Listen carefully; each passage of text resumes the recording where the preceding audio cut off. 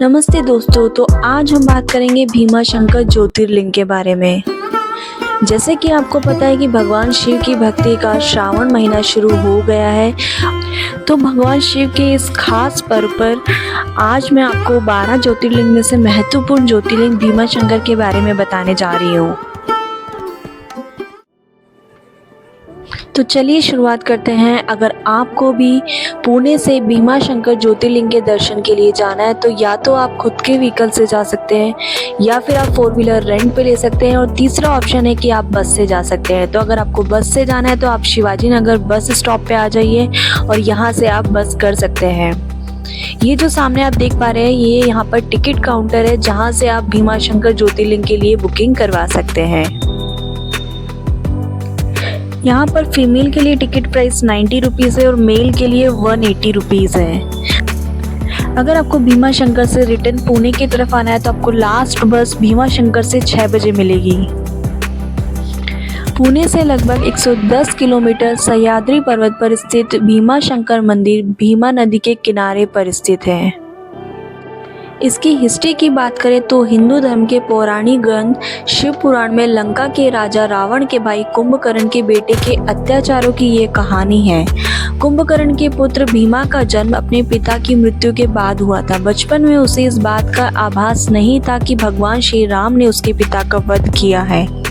भीमा जैसे जैसे बड़ा हुआ उसे इस बात का पता चलने लगा और उसके मन में बदले की भावना आने लगी और उसने अपने पिता की हत्या का बदला लेने का सोचा। उसे पता था कि श्री राम को युद्ध कर जीतना इतना आसान नहीं है, इसलिए उसने कठोर तपस्या की और ब्रह्मा जी को प्रसन्न किया। ब्रह्मा जी ने उसे विजयी होने का वरदान दिया।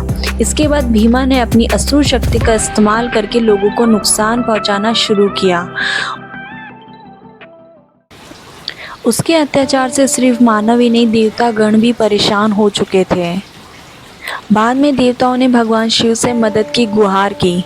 भगवान शिव ने देवताओं को उसके अत्याचार से मुक्त कराने का वादा किया। भगवान शिव ने जिस स्थान पर भीमा का वध किया वह स्थान देवताओं के लिए पूजनीय बन गया। सभी ने भगवान शिव से उसी स्थान पर शिवलिंग के रूप में प्रकट होने की प्रार्थना की। भगवान शंकर ने देवताओं की ये अर्जी भी मान ली और उसी स्थान पर शिवलिंग के रूप में प्रकट हुए। तभी से इस स्थान का नाम भीमा शंकर पड़ा।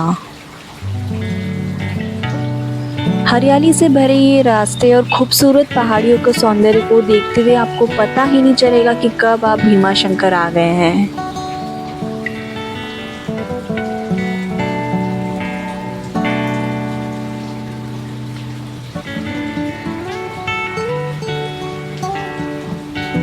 अब आप लोग भी सोच रहे होंगे क्या भीमा शंकर ज्योतिर्लिंग मंदिर के दर्शन एक दिन में हो सकते हैं? तो मैं आप लोगों को बताना चाहती हूँ, हाँ, आप एक दिन में भीमा शंकर ज्योतिर्लिंग के दर्शन करके वापस रिटर्न पुणे आ सकते हैं। तो आप एक दिन में आसानी से और आराम से भीमा शंकर ज्योतिर्लिंग के दर्शन कर सकते हैं।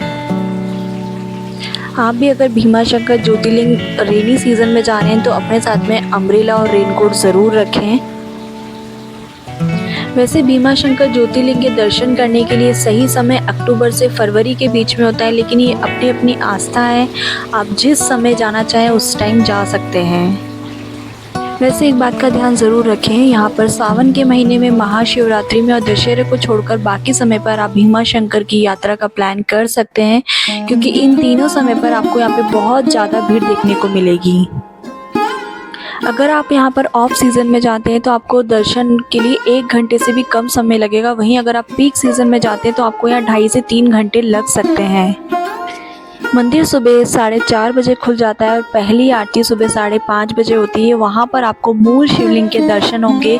अगर उसके बाद आप लाइन में लगते हैं तो आपको शिवलिंग के ऊपर एक आवरण लगा हुआ दर्शन होगा। ये मूल शिवलिंग है जो कि सुबह 5:30 बजे ही आप दर्शन कर सकते हैं। उसके बाद आपको एक आवरण लगे हुए शिवलिंग के दर्शन होंगे।